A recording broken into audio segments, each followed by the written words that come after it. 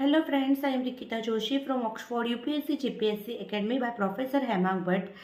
આજનો મારો ટોપિક છે વિદેશી મતદારો.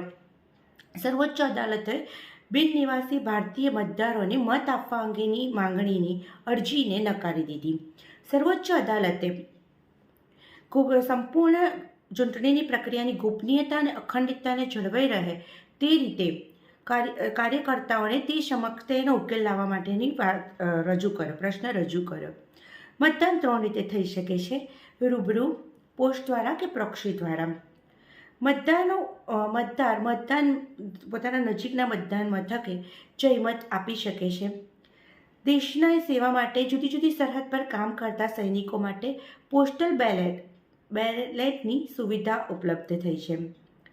જન્મ પ્રતિનિધિત્વ અધિનિયમ કલમ નંબર 60 મુજબ વ્યક્તિ જો વિકલાંગ હોય કે 80 વર્ષની હોય તો તેને પોસ્ટલ બેલેટની સુવિધા ઉપલબ્ધ થઈ શકે છે. યુનિવર્સલ સિરિયલ બસ, USB, BIS ઇલેક્ટ્રોનિક ઉપકરણો, મોબાઈલ ફોન, ટેબ્લેટ બધી ઉપકરણોને સામાન્ય રીતે પ્લગ કે કેબલ સાથે જોડવા માટેનો રજૂ કરાયો છે.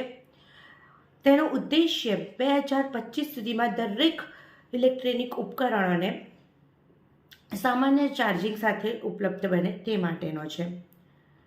USB એ ઇલેક્ટ્રોનિક ઉપકરણોને પ્રોસેસર સાથે જોડવા માટે વાપરવામાં આવે છે. 2024 સુધીમાં દરેક ઇલેક્ટ્રોનિક ઉપકરણો, મોબાઈલ ફોન, કેમેરા, ટેબ્લેટ માટે સી પોર્ટ ચાર્જર સાથે વેચવામાં આવશે. ગુજરાત રાજ્યના પુરવઠા નિગમના ગોડાઉનમાં CCTV કેમેરા રાખવા બાબત. ગુજરાત રાજ્યના પુરવઠા નિગમની ગોડાઉનમાં હાઈ ક્વોલિટી રેન્જ ધરાવતા કેમેરા CCTV કેમેરા ગોડાઉનમાં લગાવવા બાબત. તે માટે 96.14 કરોડના ખર્ચે લગભગ 5,953 કેમેરા લગાવવામાં આવશે.